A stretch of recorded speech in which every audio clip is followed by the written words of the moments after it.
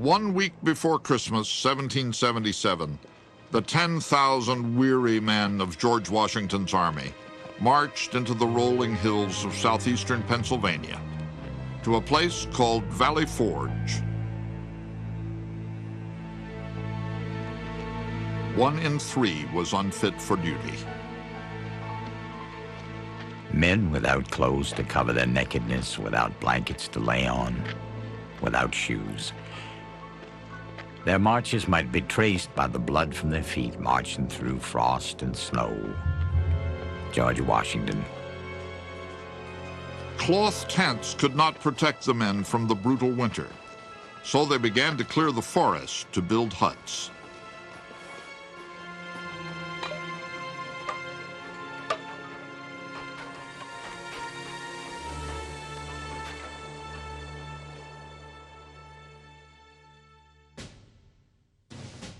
From Valley Forge, Washington could keep an eye on the British 21 miles away in Philadelphia. And a winter encampment in a remote place without distractions was exactly what the commander-in-chief needed. Washington meant to forge a real army this winter, disciplined and uniformed, men who would not retreat at the sight of a bayonet. He wanted an army like the English had. One of the ironies of Washington was that he was rather pro-British, and he wasn't pro-British politically, obviously. He tried to model the Continental Army along the lines of a traditional European army. So he was a conventional 18th century thinker.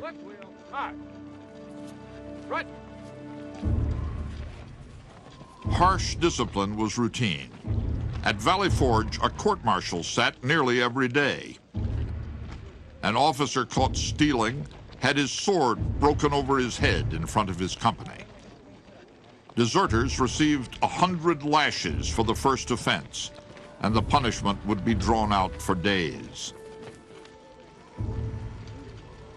The men repeatedly ignored the rules of sanitation.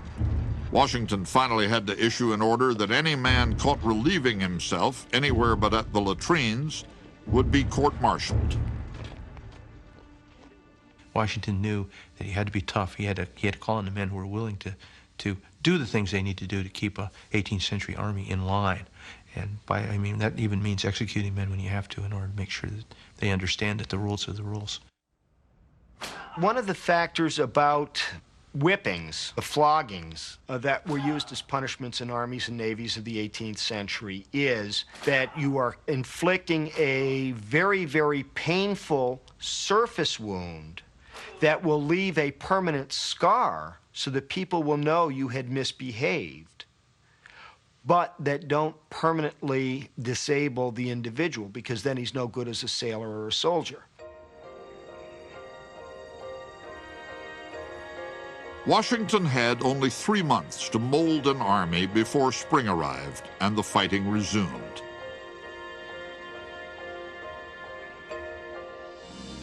On February 23, 1778, a foreign volunteer appeared in Washington's camp.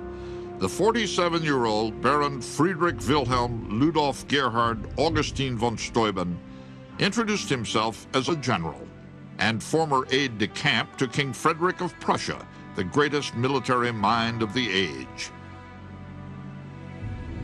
Von Steuben claimed to be an expert at teaching military drill, but he asked for no pay and no rank until he proved himself.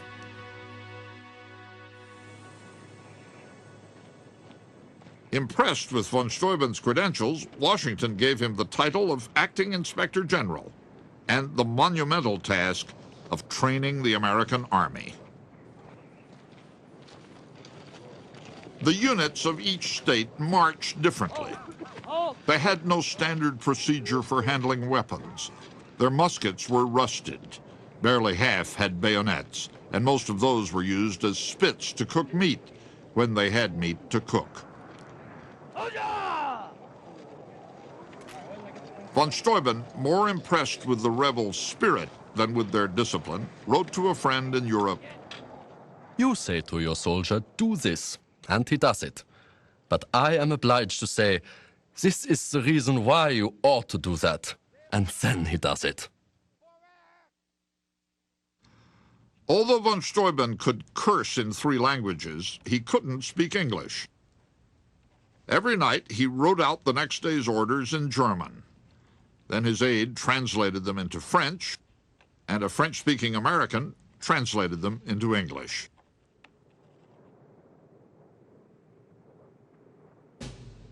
The right wheel, march. Right. By the end of winter, von Steuben delivered what he promised, a closely drilled army. Yet he turned out to be an imposter. He was neither a baron nor a general. In fact, he had left the military 14 years earlier after rising no higher than captain. George Washington didn't care.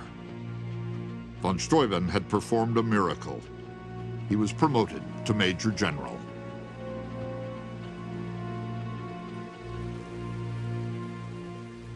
Well into spring, the men were still hungry, half naked, and plagued by diseases, dysentery, smallpox, fevers, tormenting rashes. By early May 1778, 2,000 men had died in camp. 2,000 more had deserted. The amazing thing to me is that these people deserted in such small numbers. People generally point out, well, 1 in 10 deserted at Valley Forge. One is tempted to ask the question, what kept the other 9 around? I think the soldiers of the Revolution suffered the privations and the hardships because of peer pressure. I think that was the major factor. Bottom line is your buddy in the mess, you know, the guy that you cook this measly portion with and stand out in the rain with. That's going to be the real key to putting up with something as long as they did.